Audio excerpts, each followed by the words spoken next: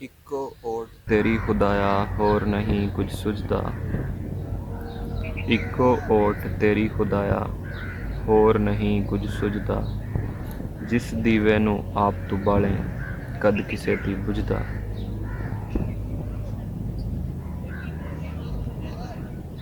جس ویلے رب مہری آوے دل نہ لگدی ماسا، جس ویلے رب مہری آوے دل نہ لگدی ماسا، وَتُ عِزُّ مَن تَشَاءُ واہ واہ اس دا پاسا۔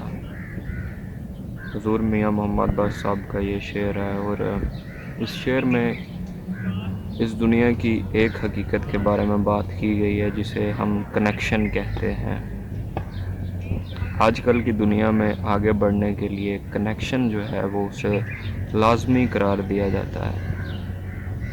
کہا جاتا ہے کہ آپ اپنی زندگی میں ایکسٹروورٹ ہوں، یعنی کہ آپ اینٹی سوشل نہ ہوں، آپ ایکسٹرا سوشل قسم کی پرسنالٹی ہوں کہ آپ جس سے بھی ملیں آپ اس کے ساتھ اسی وقت کنیکشن بلڈ کر لیں، کیونکہ زندگی میں آگے بڑھنے کے لیے تعلقات جو ہیں وہ بہت کام آتے ہیں۔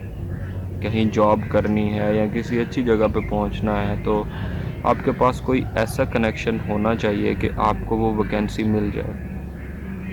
لیکن دوسری طرف ایک ایسا کنیکشن ہے، ایک ایسی سپر پاور ہے جس کے بارے میں ہم نہیں سوچتے، جو کہ سپر پاور ہمارے اوریجن ڈیز سے لے کر ہمارے ڈیکیئنگ ڈیز تک ہمارے ساتھ رہتی ہے۔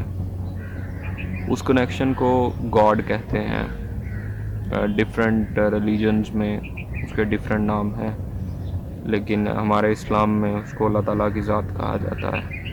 اور حضور میاں محمد بخش کا وہ جو شعر ہے کہ اکو اوٹ تیری خدایا، یعنی کہ ان کی زندگی میں ان کا کنیکشن صرف اللہ تعالیٰ کی ذات تھی، انہیں صرف اللہ تعالیٰ کی ذات کی پناہ حاصل تھی، اور اس ذات کے علاوہ ان کا دوسرا کوئی کنیکشن نہیں تھا۔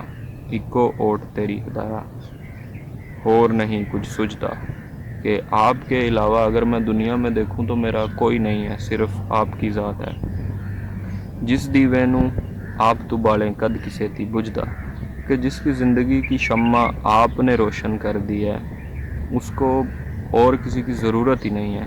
وہ کہتے ہیں کہ جس کے پاس کچھ نہ ہو نہ خدا ہو تو وہ سب پہ بھاری ہوتا ہے۔ تو وہ کہتے ہیں کہ میرے پاس اگر آپ نے میری زندگی کو رمق دے دی ہے تو پھر دنیا کا کوئی ایسا انسان ہے ہی نہیں جو میری زندگی کے جو دیا ہے اسے بجھا دے۔ اس کے بعد ہے پھر کہ جس ویلے رب مہری آوے دل نہ لگدی ماسا، کہ زندگی میں ایک مشکل فیز چل رہا ہے اور کنیکشنز جو ہیں وہ آپ کے پاس نہیں ہیں، کوئی بڑی شخصیت آپ کو نہیں جانتی، سفارش نہیں ہے آپ کے پاس۔ لیکن جب اللہ تعالیٰ کی نصرت آپ پہنچتی ہے، جب اللہ تعالیٰ کی مدد آپ پہنچتی ہے تو پھر کام ہونے میں کوئی دیر نہیں لگتی، کہ بڑے سے بڑا مشکل کام بھی یوں ہو جاتا ہے کہ جیسے کوئی معجزہ ہوا ہو۔ تو جس ویلے رب مہری آوے دل نہ لگدی ماسا، وَتُ عِزُّ مَن تَشَاءُ، کہ جب اللہ جسے چاہے عزت دیتا ہے واہ واہ اس دا پاسا، تو ساری دنیا اس کے بارے میں بات کرنا لگ جاتی ہے، ساری دنیا اس کی عزت کرتی ہے۔ اور اگر آج آپ میاں محمد بخش کی بارے میں دیکھیں تو ہزاروں ان کے چاہنے والے ہیں جو ان کے کلام کو پڑھتے ہیں، جو اس کے ہڈن میننگ کو سمجھتے ہیں۔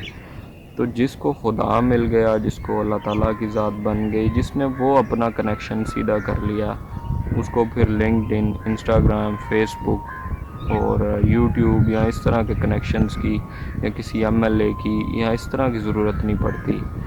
اور خدا سے کنیکشن بنانا اتنا مشکل بھی نہیں ہے، نہ تو ہمیں کسی قطار میں لگنا پڑتا ہے۔ اور بے شک وہ سپر پاور ہے، اللہ تعالیٰ کی ذات دنیا کی سپر پاور ہے، اور وہ دن میں 5 وقت آپ کو اپنے ساتھ ملاقات کرنے کا جو ہے وہ موقع دیتی ہے۔ تو اس کنیکشن کو جو سیدھا اگر کر لیں تو وَتُعِزُّ مَن تَشَاءُ وَتُذِلُّ مَن تَشَاءُ، کہ اللہ تعالیٰ جسے چاہتا ہے عزت دیتا ہے اور جسے چاہتا ہے ذلت دیتا ہے۔ اگر وہ کسی کو عزت دینے کا ارادہ کرتا ہے تو 1000 فرما روا، 1000 بادشاہ بھی آپ کے اگینسٹ ہو جائیں تو آپ کو عزت مل کے رہے گی۔ اور اگر اللہ تعالیٰ کی ذات آپ کو نیست و نابود کرنا چاہتی ہے تو 1000 سپر پاورز آپ کو بچانے کے لیے آ جائیں، آپ نہیں بچیں گے۔ بس یہ کچھ پرنسپلز ہوتے ہیں کریشن کے، آپ کی ہستی کے، جو آپ کو سمجھنے پڑتے ہیں، اور یہ ایسا کنیکشن ہوتا ہے جو کہ آپ کو کمانا پڑتا ہے دن میں 5 وقت۔ ویسے تو آپ خدا کی ذات کو جب بھی پکارتے ہیں وہ ضرور آپ کو جواب دیتی ہے، لیکن جب آپ صرف اسی کنیکشن پر ریلائی کرنا سٹارٹ کرتے ہیں نا، تو آپ کو دنیا کے کسی بھی کنیکشن کی ضرورت نہیں پڑتی۔ میرا یہ ماننا ہے، ہو سکتا ہے کہ یہ پریکٹیکل سے تھوڑی ہٹ کر بات ہو، لیکن اگر آپ پھر بھی وہ کنیکشن سیٹ کر لینا تو آپ کے کام خود بخود ہونے لگ جائیں گے، کیونکہ دلوں میں اللہ تعالیٰ کی ذات ہی بات ڈالتی ہوتی ہے۔ آپ اپنا کام لگن سے کریں، محنت سے کریں، کوشش کریں، ٹرائی کریں، کنیکشنز جو ہیں وہ اللہ تعالیٰ کی ذات خود بخود بنا دے گی، کسی کو وسیلہ بنا کر، کسی کو ذریعہ بنا کر۔ اس سے کنیکشن سیٹ کر لیا تو باقی سارے کنیکشن خود بخود ہی بن جاتے ہوتے ہیں۔ تو سوچیں، جیسے میں اس پارک میں بیٹھ کے سوچ رہا ہوں۔